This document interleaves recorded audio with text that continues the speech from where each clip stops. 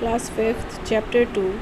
So in this second part of the Godfrey Gordon Gustav Gore, we will see the further what they have done to leave this bad habit of Gordon Gustav Gore. As you see that Godfrey Gordon Gustav Gore has a bad habit of leaving the door open, and he was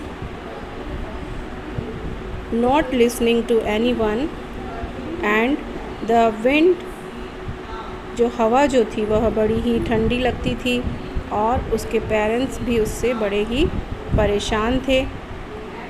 They were saying that please don't do that. They were praying to him. They were make him understand that it is not good. But Godfrey Gordon Gustav Gore was not leaving his bad habit, and he always irritating his parents. His parents also irritate with this bad habit. One day he went with his friends, and the friends were saying that when you are walking, they were saying that क्या तुम्हें ये अच्छा लगता है कि आप दरवाज़ा बंद नहीं करते हो. Then they were asking, why don't you think to shut the door? Godfrey Gordon Gustav Gore was totally ignoring his friends also. He was not listening what the friends are saying. So his friends took him to the rigid up a shutter with a sail and oar. तो उसके friends उसे एक boat के पास लेके गए और जहाँ पर कि उन्होंने प्लान किया. They were threatened to pack to Gustav Gore on a voyage of penance into Singapore.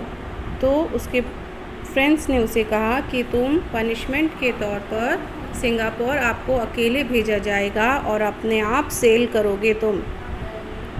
But he begged for mercy and no more. He was saying कि ठीक है, अब मैं अपनी गलती मानता हूँ और अब मैं इस काम को नहीं करूँगा. I will leave this bad habit of leaving the door open.